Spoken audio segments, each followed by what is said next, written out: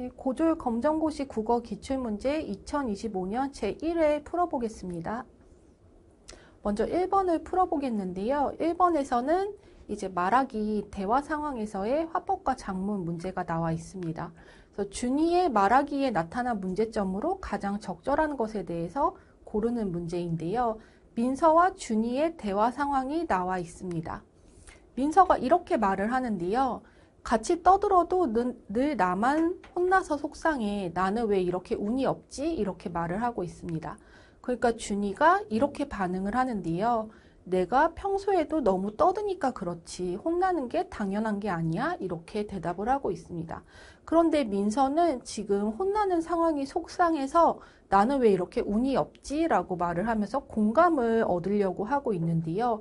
준이가 전혀 공감해주지 않고 오히려 민서의 잘못을 이제 지적을 하면서 타박을 하고 있습니다.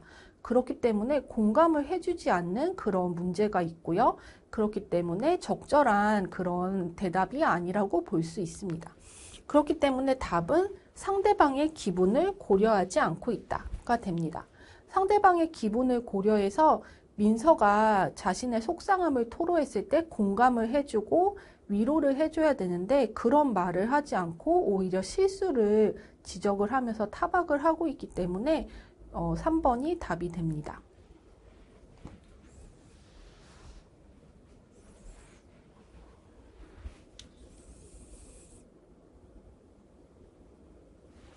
그 다음에 2번 문제를 보겠는데요. 2번도 화법과 작문 문제입니다. 그래서 밑줄 친 부분에서 확인할 수 있는 말하기 방법으로 가장 적절한 것은 으로 나타나 있는데요. 손님과 사장님의 대화 상황입니다. 그래서 손님이 이렇게 말을 하는데요. 사장님 티셔츠를 구입할 건데 원하는 문구를 새길 수 있을까요? 이렇게 물어봤더니 사장님이 가능해요. 비용이 3,000원 추가됩니다. 이렇게 말을 합니다. 손님이 제가 20벌 이상 구입하면 문구 새기는 비용을 할인받을 수 있을까요? 이렇게 대답을 하는데요. 여기에서 사용하고 있는 말하기 전략을 선택하는 것입니다. 그러면은 지금 손님이 티셔츠를 구입하는데 원하는 문구를 새기고 싶다고 제안을 하고 있습니다. 그러니까 사장님이 거기에 대해서 제안을 받아들이고 비용을 말하고 있습니다. 그러니까 손님이 거래를 딜을 하고 있는데요. 20벌 이상 구입하면 이라고 해서 자신이 구입하는 조건에 대해서 말을 하고 있고 그 다음에 요구사항을 말하고 있습니다. 문구 새기는 비용을 할인받을 수 있을까요? 그래서 자신의 그 조건을 제시를 하면서 할인받고자 하는 요구사항을 전달하고 있기 때문에 답은 2번이 됩니다. 그래서 20벌 이상을 구입하면 이라고 해서 조건을 제시하고 있고 비용을 할인받을 수 있을까요? 라고 하면서 요구를 전달하고 있습니다. 그래서 이렇게 말하기도 대화 상황에서도 이렇게 오고 가는 그런 문장 속에서 다양한 전략이 활용된다는 것을 알 수 있습니다.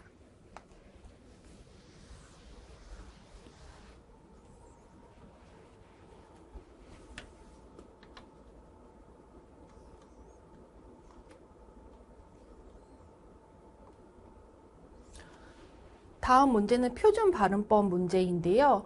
다음 표준 발음법 규정이 적용되지 않는 것은 이런 문제가 나와도 일단은 어렵게 느껴지지만 그렇게 어렵지 않다고 했습니다. 왜냐하면은 규정이 이미 다 문제 안에 주어져 있고 그 규정에 적합하지 않은 보기를 골라내면 되기 때문입니다. 그래서 표준 발음법 제12항이 나와 있는데요. 여기 받침 히읗의 발음에 대해서 나타나 있습니다. 그래서 히읗에 대한 발음 규칙을 봤더니 히읗 또는 니은 히읗, 리을 히읗 뒤에 기역, 디귿, 지읒이 결합하는 경우에는 뒷음절 첫 소리와 합쳐져서 키역, 티귿, 치읓으로 발음한다. 이게 표준 발음법 규정이라고 합니다. 그래서 히읗 발음이 이 규정에 맞지 않는 보기를 고르면 되는 것인데요. 일단 1번을 보면은 하얗게라고 해서 히읗을 먼저 찾으면 됩니다. 받침 히읗이니까 이 히읗이 아니라 이 히읗이 되겠죠. 받침 히읗. 받침 히읗 뒤에 기역, 디귿, 지읒이 결합하는 경우. 기역이 오고 있네요. 그러면은 요거를 발음 나는 대로 적으면 하얗게 라고 해서 기역이 격음인 키읔으로 바뀐 것을 알 수 있습니다. 1번은 적용된 것이 맞고요. 그 다음에 2번을 보면은 괜찮은, 이때는 받침이 니은 히읗이 나타나 있는데 뒤에 기역, 디귿, 지읒이 온 게 아니라 이응이 오고 있습니다. 그렇기 때문에 아예 이 발음 제12항 규정이 적용되지 않는 것이기 때문에 이것이 답이 됩니다. 그래서 표준 발음법 문제는 이렇게 푸는 경우가 대다수고요. 보통 규정이 다 나와 있기 때문에 보기가 규정이랑 맞지 않는 것만 찾으시면 됩니다. 그 다음에 닳도록도 받침 리을 히읗 뒤에 기역, 디귿, 지읒, 디귿이 나와 있으니까 이것도 닳도록이 되고요. 디귿이 티귿이 됐습니다. 싫지만은 요것도 보면은 받침 리을 히읗 뒤에 기역, 디귿, 지읒이 나와 있습니다. 그러면은 싫지만 요것도 지읒이 치읒이 되는 히읗이 자음을 격음으로 만들어주는 그런 표준 발음법 규정입니다. 그래서 규정을 그대로 보기에 적용했을 때 맞지 않는 것이 하나 있기 때문에 그것을 답으로 고르시면 됩니다.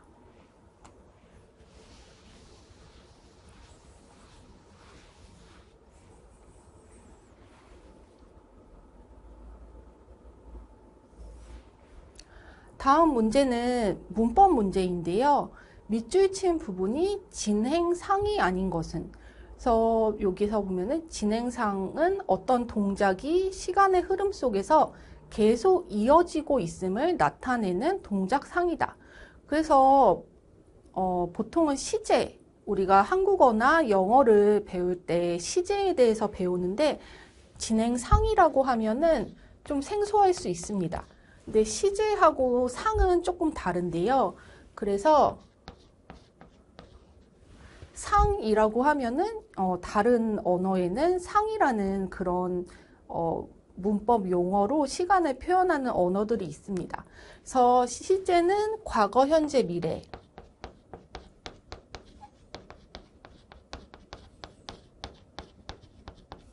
상은 진행과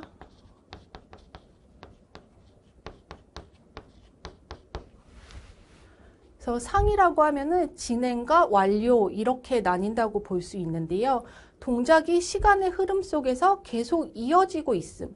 그러니까 진행이 아닌 것을 고르면 되겠죠? 그래서 이건 이렇게 복잡한 문법 용어를 알지 않아도 풀 수 있는 문제입니다. 그래서 꽃이 시들어 간다라고 하면은 꽃이 시들고 있고 아직 시들지 않은 거죠. 아마 시드는 시점이 이 시점일 텐데 아직 시들지 않고 있습니다. 그렇기 때문에 진행하고 있는 중이고요.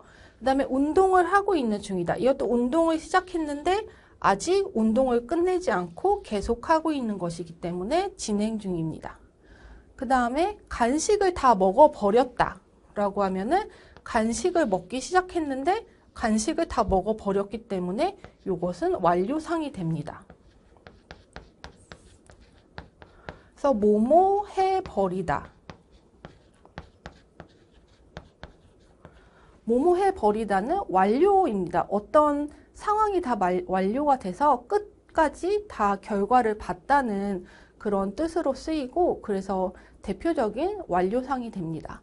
그 다음에 동생이 음악을 듣고 있다도 음악을 듣기 시작했는데 지금도 계속 듣고 있으니까 진행상이고요. 그래서 이것도 시제와 상이라는 시간을 표현하는 다양한 방식이 있을 수 있다고 이해하시면 됩니다.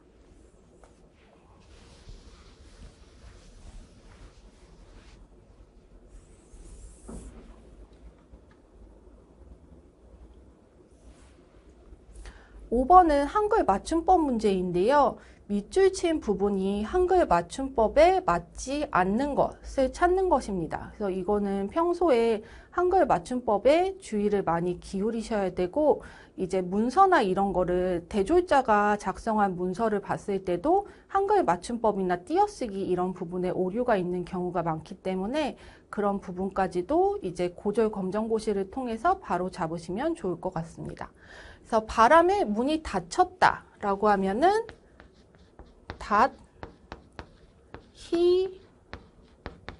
닫히었다. 이 히읗을 축약해서 닫혔다 라고 쓰는 거겠죠. 그 다음에 낮에 할머니를 뵈었다. 뵈었다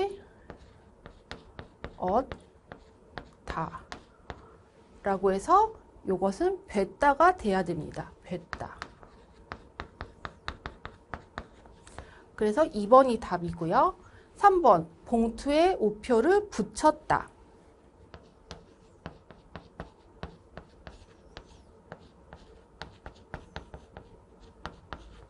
이것도 이엇이 엿으로 축약이 되었고요. 옷가게에 사람이 늘었다. 그래서 늘었다. 늘이었다 라고 해서 이때는 늘었다 이렇게 표현이 됩니다. 그래서 우리가 배웠다라고 할 때 카톡이나 이런 걸 할 때도 상당히 잘못 쓰고 있는 표기가 배다라는 말인데요. 뭐 다음 주에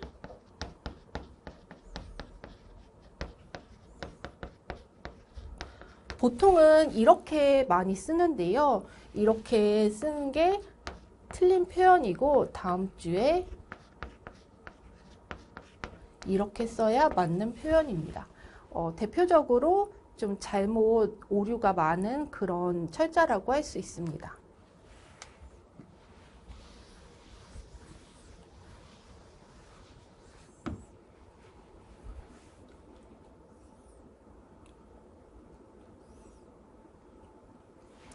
그 다음에는 중세국어 문제인데요. 중세국어 문제도 어려울 것 같지만 항상 그 물어보는 내용 안에서 물어보기 때문에 어렵지 않다고 설명을 드렸습니다. 그래서 이 6번 문제도 보면은 기역, 리을에서 나타난 중세국어의 특징으로 적절하지 않은 것이 나와 있는데요. 용비어 첨가가 나와 있습니다.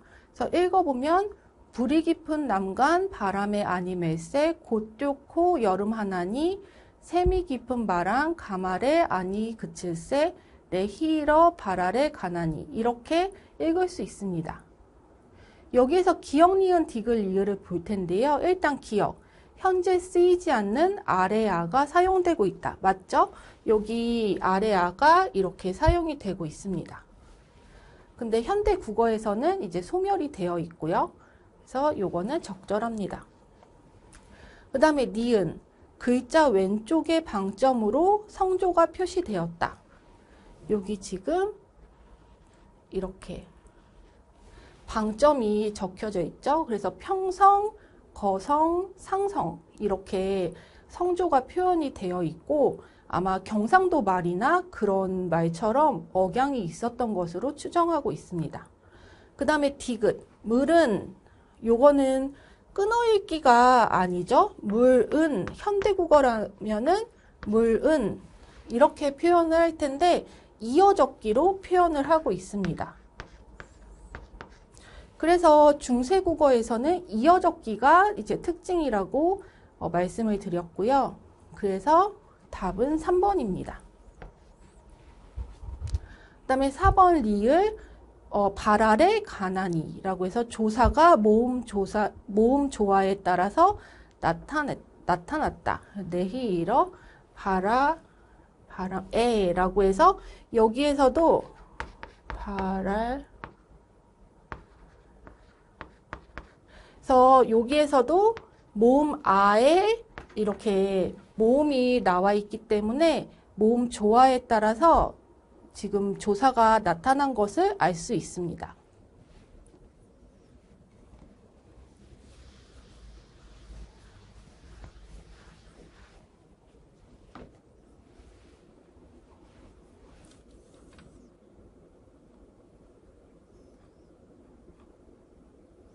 다음에는 개요와 초고 문제인데요.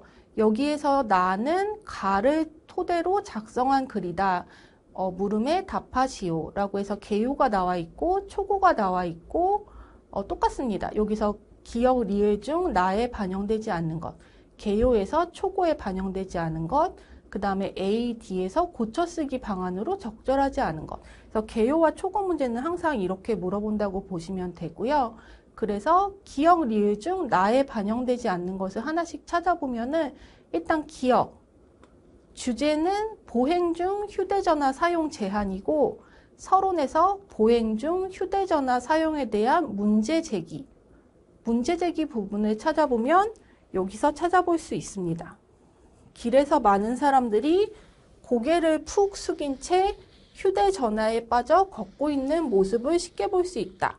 이러한 보행 중 휴대전화 사용은 보행자의 안전과 건강에 위협이 될 수 있다.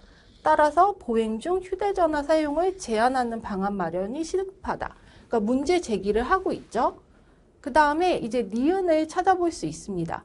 보행 중 교통사고가 증가함. 여기 교통사고가 증가된 내용이 나와 있고요. 그 다음에 디귿, 돌발 상황에 대처하는 능력이 떨어짐. 그런 내용은 없네요. 그 다음에 리을, 건강에 악영향을 줌.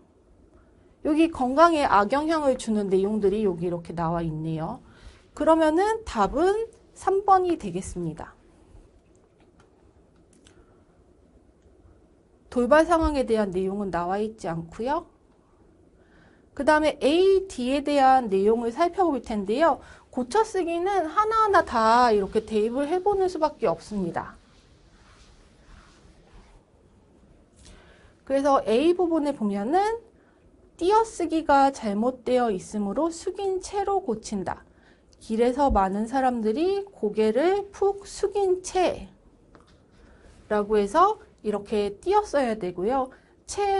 숙인 채라고 하면은 이게 체온이기 때문에 앞에 관형어와 띄었어야 됩니다. 그 다음에 B에서 또 어떤 연구 결과에 따르면 이 또가 잘못된 접속어를 사용했으므로 그러나로 바꾼다.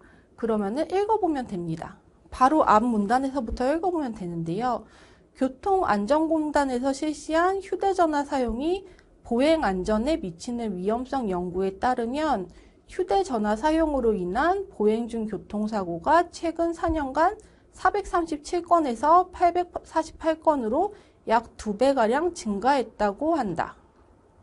또 어떤 연구 결과에 따르면 보행 중 휴대전화를 사용할 경우 목과 허리의 디스크 발병률이 높아진다고 한다. 그러면은 요거는 지금 부정적인 사실을 열거하고 있는 거니까 또가 어색하지 않고 자연스러운데요. 또를 잘못됐다고 보고 있기 때문에 이가 적절하지 않습니다. 오히려 그러나로 바꾸면 어색해지기 때문에 이거는 적절하지 않은 것입니다. C. 글의 통일성을 해치는 문장이므로 삭제한다. C를 보면은 이처럼 보행 중 휴대전화를 사용하는 것은 안전사고와 건강 문제 등을 일으키는 굉장히 위험한 행동이다. 그 이유는 운전자가 안전띠를 매야 하기 때문이다. 요거는 좀 뜬금없이 들어간 문장이죠. 왜냐하면 보행 중 휴대전화 사용하는 거랑 이제 운전자가 안전띠를 맨다고 하면은 좀 아무런 연관성이 없는 문장이 들어가 있습니다. D. 잘못된 조사를 사용했으므로 대책 2로 수정해야 한다. 마지막 문장을 보면 이러한 위험을 줄이기 위해서는 보행 중 휴대전화 사용을 제한하는 법안 제정 등의 대책이 시급히 마련돼야 한다. 적절합니다. 왜냐하면 되어야 한다라고 해서 피동형이 나타나 있기 때문에 피동형이 나타나 있을 때는 앞에 대상이 주체 자리에 올라가서 주어 주격 조사가 쓰여야 합니다.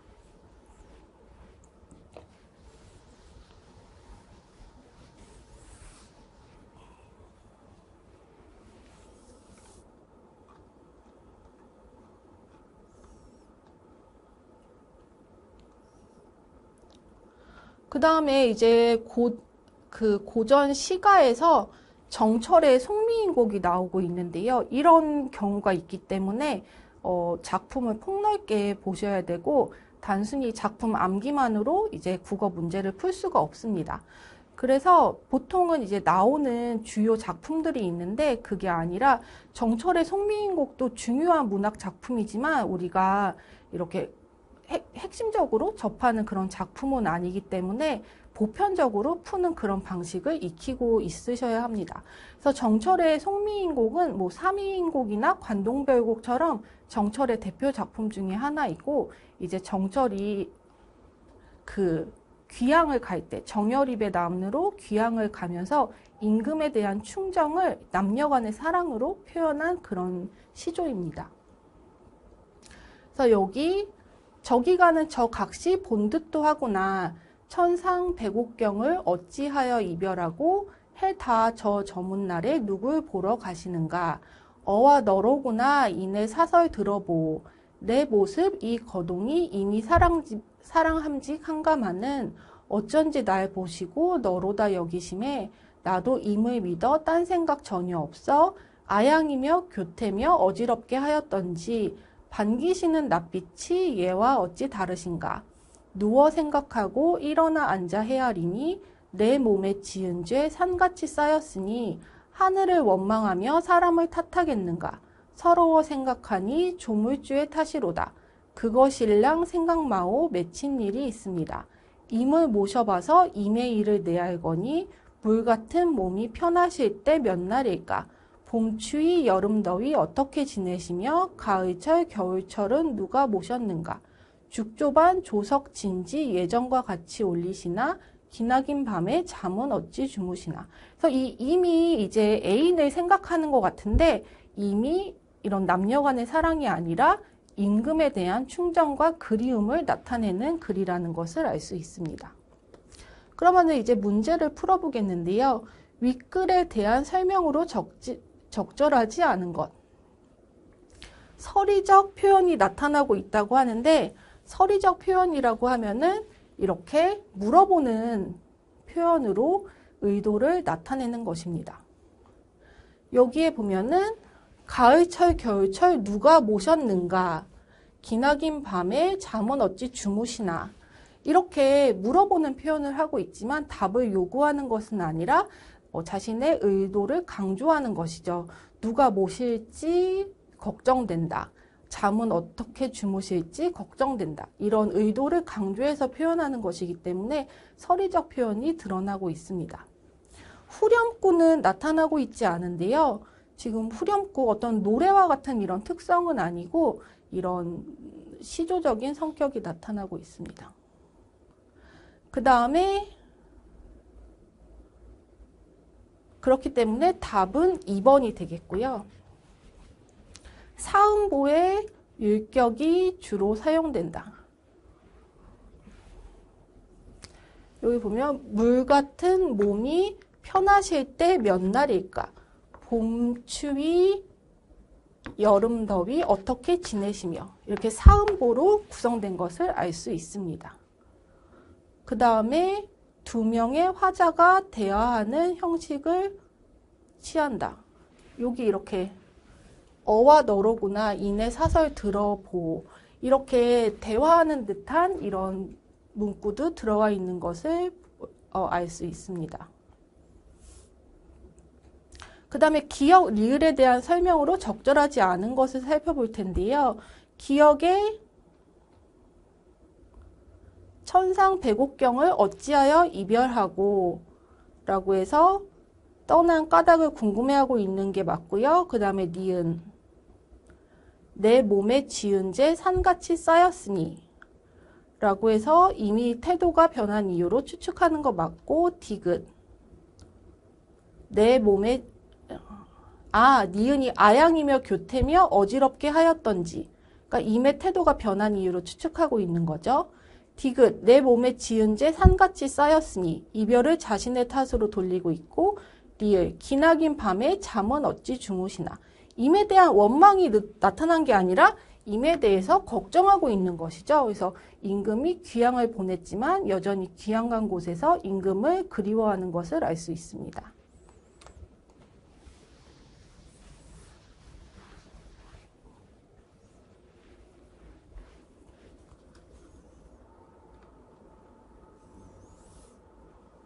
그 다음엔 이제 현대 소설인데요. 이청준의 흰 철쭉이라는 그런 소설입니다.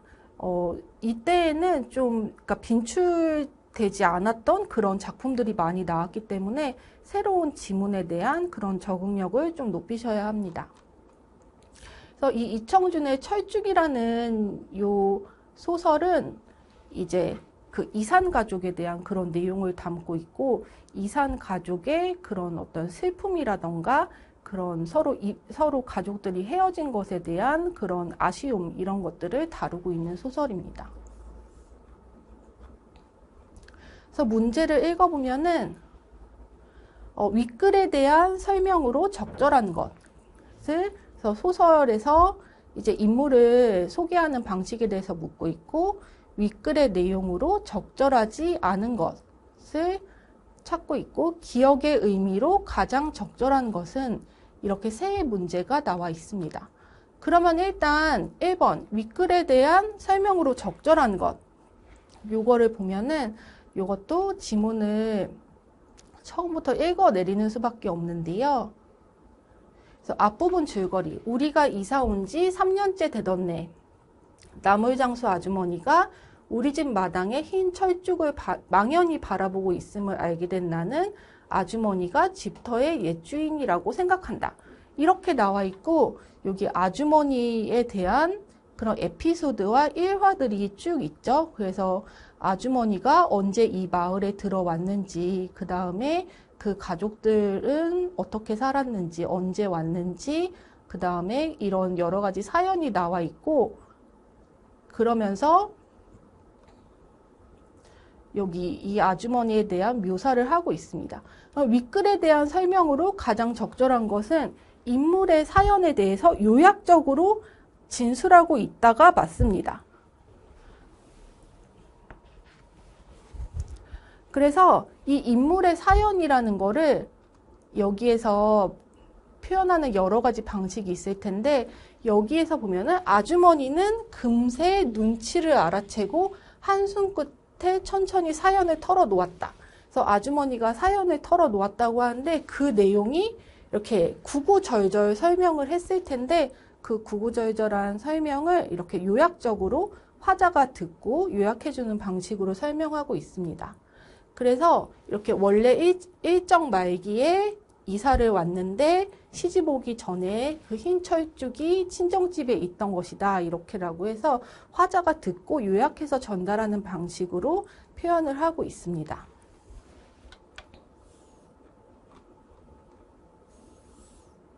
그 다음에 윗글의 내용으로 적절하지 않은 것, 그럼 하나씩 찾아봐야 되는데요. 1번 아주머니의 친정집은 황해도에 있었다라고 하면은 여기에 나와 있죠. 아주머니는 원래 일정 말기에 황해도 안악마을의 한 농촌 마을에 있었다. 그래서 독서 문제에서 지문 안에서 근거를 찾아야 된다는 것이 바로 이런 것들입니다. 그래서 지문 안에서 근거를 찾아서 오답이라는 체크를 하는 것이 중요합니다. 그래서 황해도라는 단어를 찾았기 때문에 여기에서 요건 적절하고요. 그 다음에 2번 아주머니는 해방을 계기로 친정집으로 이사 갔다. 요것도 근거를 찾아야 됩니다.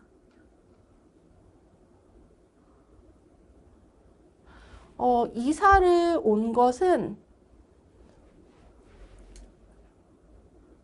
그 전이죠. 일정 말기에 황해도의 한 농촌 마을에서 갓스물에 이곳으로 출가를 해왔는데 시집을 오기 전에는 이라고 해서 시집을 오면서 이사를 왔다는 것을 알 수 있습니다.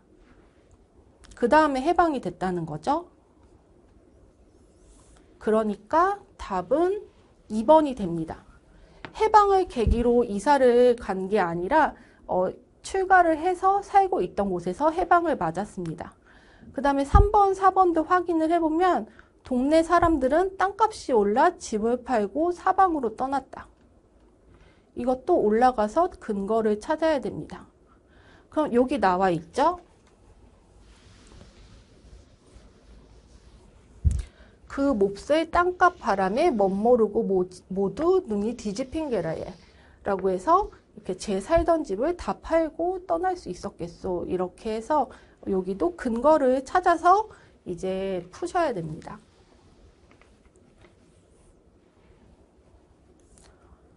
그 다음에 아주머니네는 결국 집값으로 받은 돈을 거의 다 축내버렸다. 이 부분도 근거를 찾아야 되는데요. 여기에 나와 있죠. 아주머니네는 그때 이미 집값으로 받은 돈을 이일저일로 거의 다 축내버리고. 그래서 이렇게 독서 문제에서 지문과 일치하지 않는 내용을 찾을 때는 항상 이렇게 그 부분을 확실하게 찾은 다음에 정답 찾기를 마무리해야 됩니다.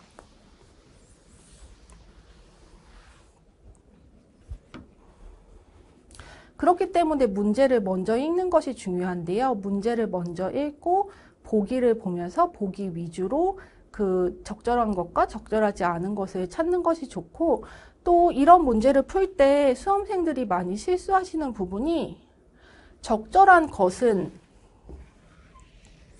적절하지 않은 것은, 근데 이제 문제를 제대로 읽지 않고 적절한 것은 문제인데 적절하지 않은 것을 고른다거나 적절하지 않은 것을 고르는 문제인데 적절한 것을 고르고 넘어가 버리는 경우가 있습니다. 이 경우에는 문제가 쉽다고 생각해서 그렇게 생각을 하고 넘어가 버리면은 이제 나중에 틀렸을 때 조금 당황하게 되는데요. 이때는 좀 문제가 평이하고 쉬울수록 이렇게 문제에서 헷갈리는 경우가 있을 수 있기 때문에 이런 부분도 유의를 해야 됩니다.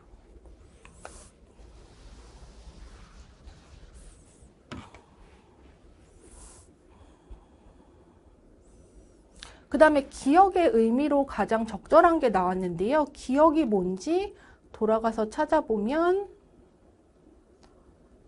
철쭉입니다. 철쭉이라는 거는 여기 친정어머니가 심고 간 그 해에 해방을 맞았고, 그래서 철쭉을 보면서 이제 고향 식구들을 생각하는 그런 매개물이 됐던 것이죠. 그래서 이 철쭉은 어떤 의미인지 보면은 고향 식구에 대한 그리움을 달래주는 자연물이라고 해서 어머니가 심어주고 간 거니까 보면서 계속 가족 생각을 했던 것이죠. 그래서 기억의 의미로 고를 수 있습니다.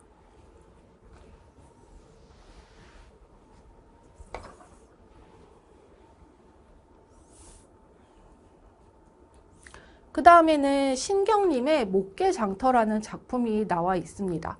그래서 이런 작품들, 새로운 작품들이 나왔을 때는 대비할 수가 없기 때문에 평상시에 보편적으로 문제를 푸는 그런 문학 작품의 어떤 부분을 물어보는지를 파악하고 있는 것이 좋습니다. 그래서 충북 충주의 그런 떠돌이 상인들과 민중의 그런 삶을 다룬 그런 작품이라고 볼 수 있습니다. 그래서 이 작품을 보면은 하늘은 날더러 구름이 되라 하고 땅은 날더러 바람이 되라 하네. 청룡 흑룡 흩어져 비개인 나루 잡초나 일개우는 잔바람이 되라네. 백길이라 서울 사흘 목계 나루에 아흘에 나을 찾아 밥가분 파는 가을볕도 서러운 박물장수 되라네. 산은 날더러 들꽃이 되라 하고 강은 날더러 잔돌이 되라 하네. 산설이 맵차거든 풀 속에 얼굴 묻고 물려울 모질거든 바위 위에 붙으라네. 민물새우 끌어넘는 토방 툇마루 석삼년에 한 이래쯤 천치로 변해 짐부리고 앉아시는 떠돌이가 되라네. 하늘은 날더러 바람이 되라 하고 산은 날더러 잔돌이 되라 하네. 그러면 벌써 시어들도 상당히 향토적이라는 것을 알 수 있는데요. 그러면 이 윗글의 표현상 특징으로 적절하지 않은 것을 고르면 되겠습니다. 그래서 여기에서 일단 1번부터 보겠는데요. 반어적 표현을 활용해서 화자의 상황을 강조하고 있다. 반어적이라는 거는 의도와 반대로 표현을 하는 것이죠. 그래서 의도와 반대로 반어적인 표현을 하는 것은 여기에서 찾아볼 수가 없습니다. 그래서 1번이 답이 되겠고요. 그러면은 2, 3, 4번도 확인을 해보면은 특정한 종결어미를 반복해서 운율을 형성하고 있다.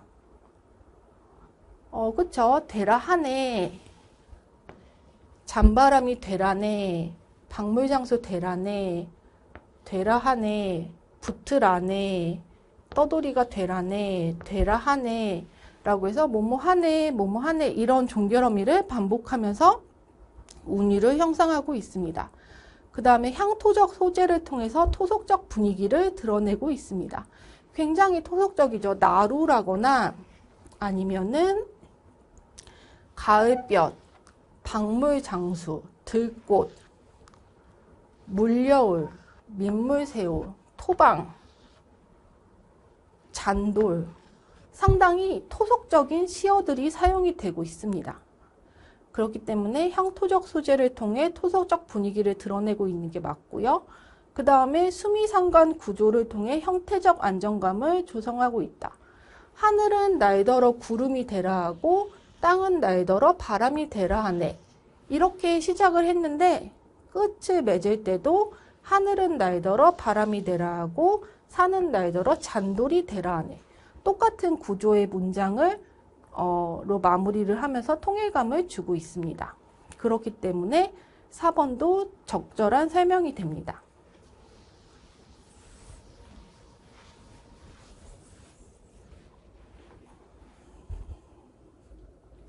그 다음에 A의 밑줄 친 부분에 공통적으로 드러나는 의미로 가장 적절한 것을 고르면 되겠는데요. A. 산설이 맵차거든 풀 속에 얼굴 묻고 물려울 모질거든 바위 뒤에 붙으라네 라고 하면은 좀 고난의 상황을 나타내고 있는 것을 알 수 있는데요.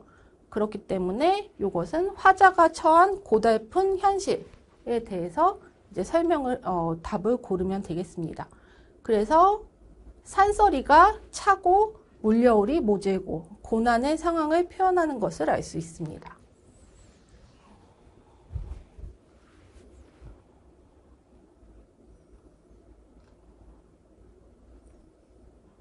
그 다음에 한 문제가 더 있는데요. 기역, 니은, 디귿, 리을 중 다음 밑줄 친 부분과 시적 의미가 가장 거리가 먼 것은? 그러면은 다음 밑줄 친 부분을 볼게요. 이 시는 남한강 목계 나룻가를 배경으로 장돌뱅이의 떠도는 삶, 그런 떠돌이 상인의 그런 삶에 대해서 노래하고 있는데 그 장돌뱅이의 인생과 가장 거리가 먼 것.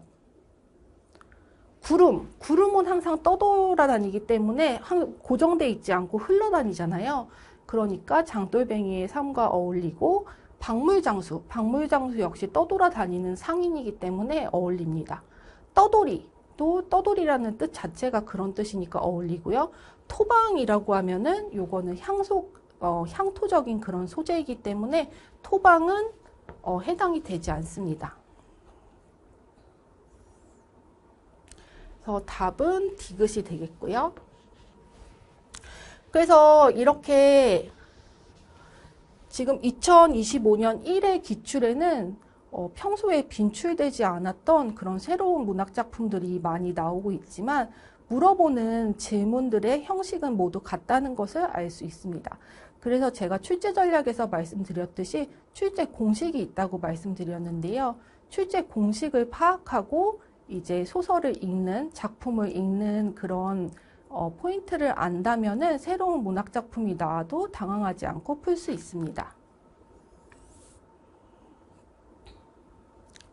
그 다음 작품은 구렁덩덩 신선비라고 하는 작품인데요. 요거는 이제 조선시대나 한국에 구전돼서 내려오는 그런 설화입니다.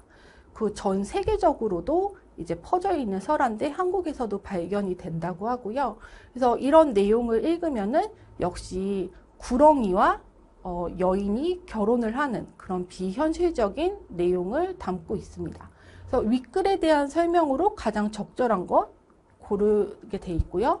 그 다음 문제, 다음 중 밑줄 친 부분에 해당하는 내용으로 가장 적절한 것 고르는 문제가 있습니다. 그 다음에 기역, 니은, 디귿, 리을 중에 가리키는 대상이 다른 것은? 고르는 문제도 있습니다.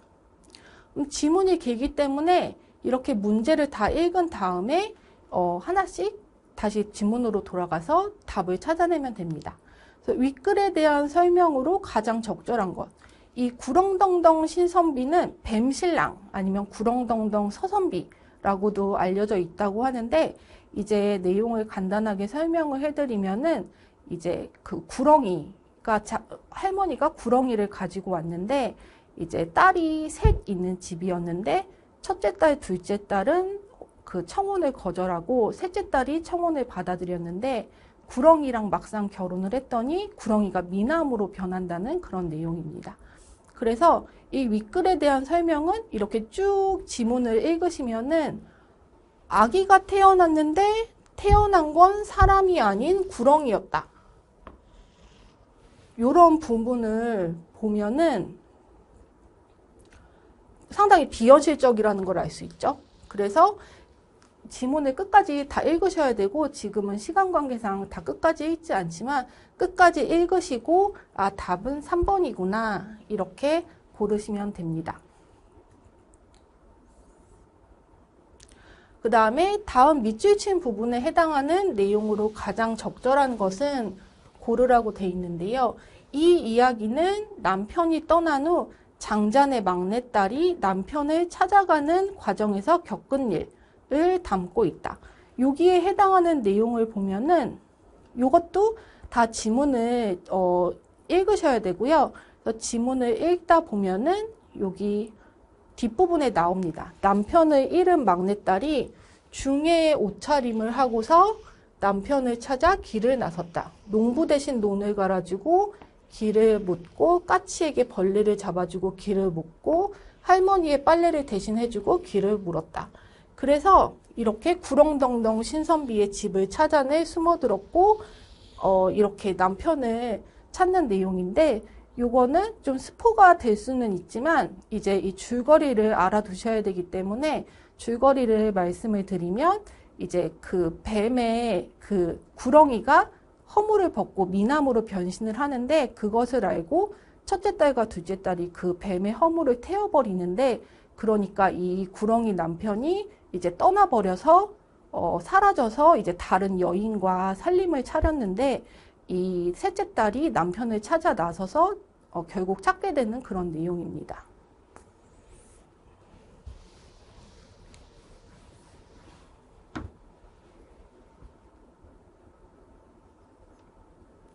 그래서 여기에서 보면은 답은 4번이 되겠죠. 막내딸이 남편을 찾기 위해서 논도 갈아주고 빨래도 대신 해주고 여러 가지 일을 대신하는 것을 알 수 있습니다.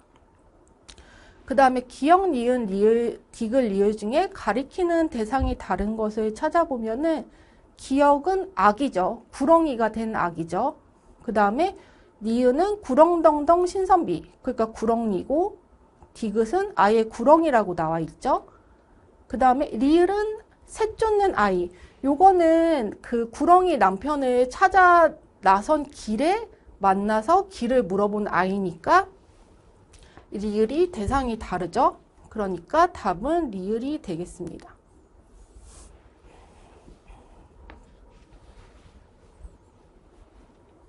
그 다음에 이제 20번에서 25번은 이제 교술문학 설명문 문제인데요. 앞서도 설명해 드렸듯이 설명문 문제는 현대 한국어로 되어 있고, 우리가 평상시에 항상 신문 기사나 아니면은 소설이나 여러 가지 설명문들을 읽고 있기 때문에 가장 확실하게 정답을 가져갈 수 있는 부분입니다. 그렇기 때문에 오히려 가장 먼저 풀어놓고 정답을 확보해 놓고 그 다음에 앞부분에 돌아가서 까다로운 영역의 문제를 푸는 것도 하나의 전략이 될 수 있습니다.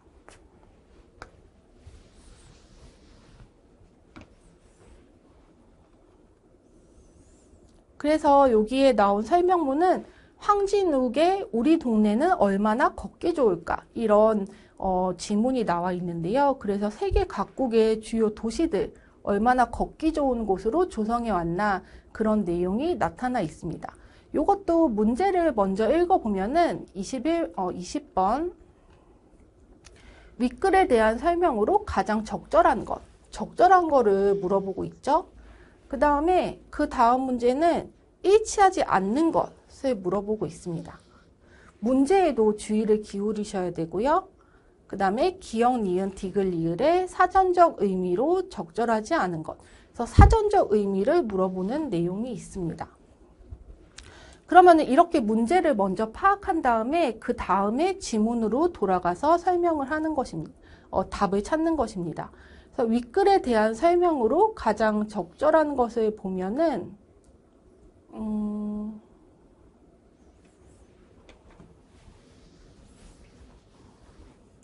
여기에서 보면은 세계 각국의 지금 주요 도시들은 이미 수십 년 전부터 걷기 좋은 도시를 조성하고자 노력해 왔다라고 해서 여기에 그 교술문학이나 이런 문제에서 중요한 것은 앞과 뒤에서 핵심 주장을 찾아내는 것인데요. 그래서 문장의 가장 앞, 세계 각국의 주요 도시들은 이미 수십 년 전부터 걷기 좋은 도시를 조성하고자 노력해 왔다. 그 다음에 문단의 가장 뒤를 보면 됩니다. 실제로 미국 주요 대도시에서는 시 정부 차원에서 가로망, 보도망, 횡단보도 등 도시 지리 정보를 수집하여 정보를 공개한다. 이렇게 시간이 좀 부족할 때는 문단의 앞문장과 뒷문장을 빠르게 보고 지나가는 것도 도움이 됩니다. 그 다음에 두 번째 문단을 보면은 한편 미국의 한 민간 기업에서는 거리에 걷기 좋은 정도를 수치화하여 사용자에게 정보를 제공한다. 그 다음에 여기에 마지막 문장은 이 업체에서 제공하는 점수는 도시계획을 수립하려는 시 정부뿐만 아니라 각종 언론, 학계, 부동산 업계 등 다양한 분야에서 활용된다. 이렇게 지문이 너무 길거나 주장하는 내용을 파악하기 어려울 때 문단의 앞뒤 문장을 읽어보면 훨씬 더 빠르고 효과적으로 핵심 주제를 파악할 수 있습니다. 그러면 이렇게 본 다음에 윗글에 대한 설명으로 가장 적절한 것을 고르면 1번이 되겠죠. 보행 환경을 점수화하는 방법을 설명하고 있다. 여기 밑에 보면은 이렇게 시 정부 차원에서 가로망, 보도망, 횡단보도 등 도시 지리 정보를 수집하여 정보를 공개한다. 그 다음에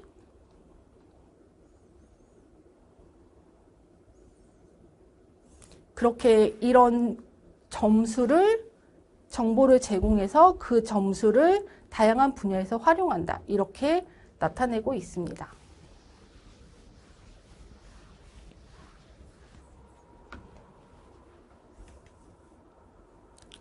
그 다음에 윗글의 내용과 일치하지 않는 것. 이것도 아까 말씀드렸듯이 먼저 질문을 읽고 보기를 읽은 다음에 하나하나 지문 안에서 일치하지 않는 것, 일치하는 것을 찾아서 근거를 찾으셔야 됩니다. 그래서 일단 1번, 미국에서는 자동차를 생활 필수품으로 여긴다. 이 부분을 찾아보시면은 여기 나와 있죠. 자동차를 생활 필수품으로 여기는. 그럼 근거를 찾았으니까 이거는 일치한다. 이렇게 표시를 하시면 됩니다. 그 다음에 2번. 미국에서조차 도시 설계를 운전자 중심에서 보행자 중심으로 변화시키는 추세다. 이렇게 직접적으로 나와 있죠. 그렇기 때문에 근거를 찾고 체크를 하면 됩니다. 그 다음에 3번. 미국의 공공기관과 민간에서는 지역의 보행 환경에 대한 다양한 정보를 사용자에게 제공한다. 이것도 직접적으로 나와 있죠. 그러면 찾고 체크를 합니다. 그다음에 미국의 한 민간 기업에서 제공하는 보행 환경 점수는 시 정부의 도시계획 수립에만 활용한다. 이거는 아까 두 번째 문단이죠. 미국의 한 민간 기업에서는 거리에 걷기 좋은 정도를 수치화해서 사용자에게 정보를 제공한다. 그 다음에 제가 마지막 문장을 꼭 봐야 된다 그랬죠. 이 업체에서 제공하는 점수는 도시계획을 수립하려는 시 정부뿐만 아니라 각종 언론학계, 부동산 업계 등 다양한 분야에서 활용된다. 그러니까 4번이 답이 되겠습니다. 조금 귀찮기는 하지만 하나하나 다 찾으면서 근거를 찾으셔야 됩니다.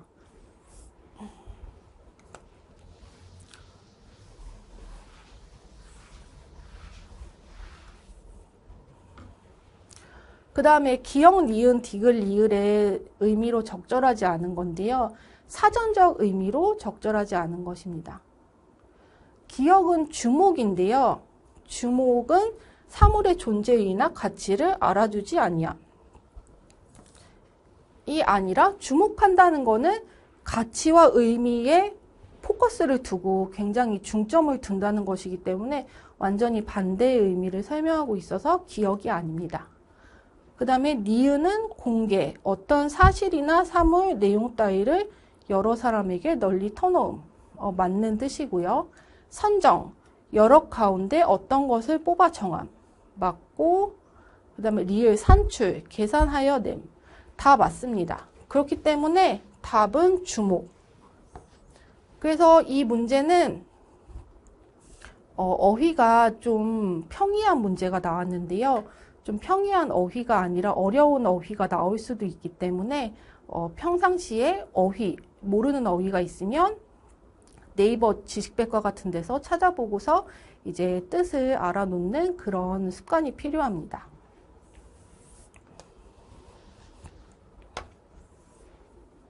그 다음에 이제 마지막 지문을 살펴보겠는데요. 마지막 지문은 과학적인 내용이 담긴 지문입니다. 김정은의 상처가 아니라 통증 때문에 죽는다 라고 해서 좀 신경이나 아니면 그런 생물 그런 부분에 지문이 나와 있는데요. 일단 문제를 읽어보면은 윗글의 내용과 일치하지 않는 것 고르는 게 나와 있고요. 기억의 이유로 가장 적절한 것은, 그 다음에 가에 들어갈 말로 가장 적절한 것은 이렇게 나타나 있습니다.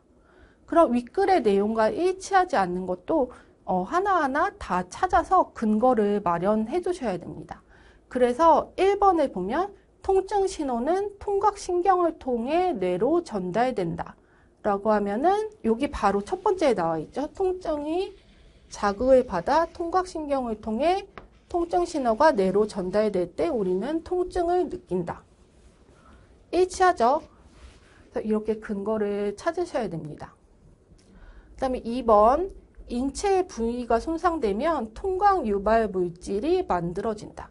이것도 나와 있죠. 인체의 부위가 손상되면 세로토닌, 히스타민 등 통각 유발 물질이 만들어진다. 이것도 일치합니다. 그 다음에 3번을 보면은 피부에는 1제곱미터당 약 200개의 통점이 있다. 이것도 나와 있죠. 피부에는 1제곱미터당 약 200개의 통점이 있다.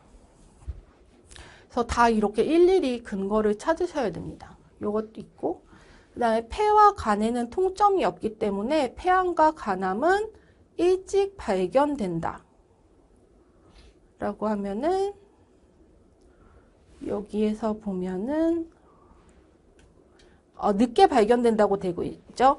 폐암과 간암이 늦게 발견되는 것은 통점이 거의 없어서 늦게 발견된다. 반대로 말하기 있기 때문에 4번이 답입니다. 그러면은 이렇게 일치하지 않는 문제를 고르라고 할 때는 별 도리가 없고요. 이렇게 하나씩 보면서 다 근거를 찾아서 푸셔야 됩니다. 그 다음 문제를 보겠는데요. 기억의 이유로 가장 적절한 것. 압정이 발바닥에 깊이 들어간 다음에야 아픔을 느끼게 된다. 그 이유는 좀 내용이 어려울 때는 문단의 앞뒤만 보면 된다고 했습니다. 그래서 통증 신호를 뇌로 전달하는 통각신경은 다른 감각신경에 비해 가늘어서 신호를 느리게 전달한다고 되어 있고요. 그래서 느리기 때문이라는 거죠. 그래서 답은 4번이 됩니다. 그래서 이런 설명문이 너무 어렵고 어휘도 어렵고 내용도 현대 한국어지만 잘 이해가 안 간다 싶을 때에는 이렇게 문단의 앞문장과 끝문장만 줄을 치고 그것만 읽어서 이제 핵심 주장을 파악하는 것도 좋습니다. 그 다음에 가에 들어갈 말로 가장 적절한 건데요. 가는 여기 제일 마지막 부분이죠. 내장기관에는 통점이 1제곱미터당 4개에 불과해. 여기에서는 이 마지막 문단을 읽어보면 됩니다. 통각신경은 다른 감각신경에 비해 가늘기 때문에 더 빽빽하게 분포될 수 있다. 피부에는 1제곱미터당 약 200개의 통점이 있는데 만약 통각신경이 굵다면 이렇게 많은 수의 통점이 배치될 수 없다. 이렇듯 통점이 빽빽하게 배치되면 아픈 부위를 보다 정확하게 알 수 있다. 그런데 반면에 내장기관에는 통점이 1제곱미터당 4개에 불과해 아픈 부위를 알기 어렵다. 앞뒤가 상반된 내용이죠. 앞부분에는 문단의 앞부분에는 통점이 빡빡하게 배치가 돼서 통증을 정확하게 알 수 있는데 뒷부분에는 통점이 뜨문뜨문 있기 때문에 통증을 알기 어렵다. 이런 내용이 있기 때문에 반면에가 답이 됩니다. 네, 그럼 여기까지 그 2025년 제1회 기출문제를 풀어보았습니다. 수고하셨습니다.